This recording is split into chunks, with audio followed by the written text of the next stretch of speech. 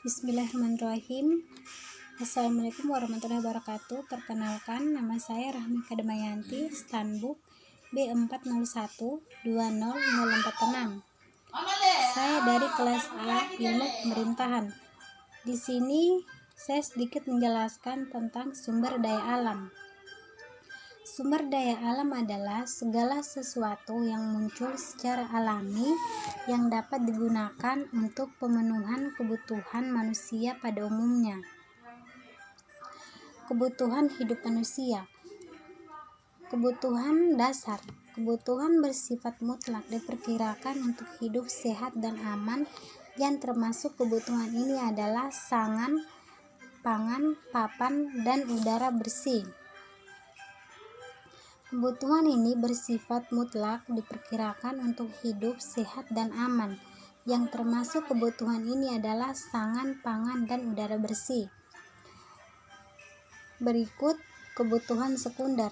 Kebutuhan ini merupakan segala sesuatu yang diperkirakan untuk lebih menikmati hidup, yaitu rekreasi, transportasi, pendidikan, dan hiburan. Klasifikasi sumber daya alam. Sumber daya alam yang dapat diperbaharui, yaitu kekayaan alam yang dapat terus ada selama penggunaannya tidak dieksploitasi. Berikut sumber daya alam yang tidak dapat diperbaharui, yang jumlahnya terbatas karena penggunaannya lebih cepat daripada proses pembentukannya, dan apabila digunakan secara terus-menerus akan habis, misalnya minyak bumi, emas, besi, dan berbagai bahan tambang lainnya. Daya dukung lingkungan. Kemampuan lingkungan untuk mendukung perkehidupan semua makhluk hidup yang meliputi ketersediaan sumber daya alam untuk memenuhi kebutuhan dasar dan ketersediaan cukup ruang untuk hidup pada tingkat kestabilan sosial tertentu disebut daya dukung lingkungan.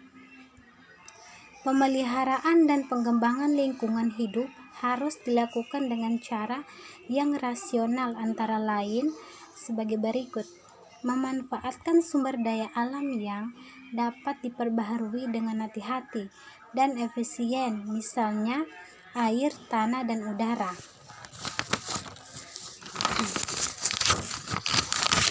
Mengembangkan metode penambangan dan pemrosesan yang lebih efisien serta didaur ulang, melaksanakan etika lingkungan dengan menjaga kelestarian alam.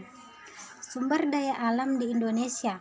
Indonesia merupakan negara dengan tingkat biodiversitas tertinggi kedua di dunia setelah Brazil.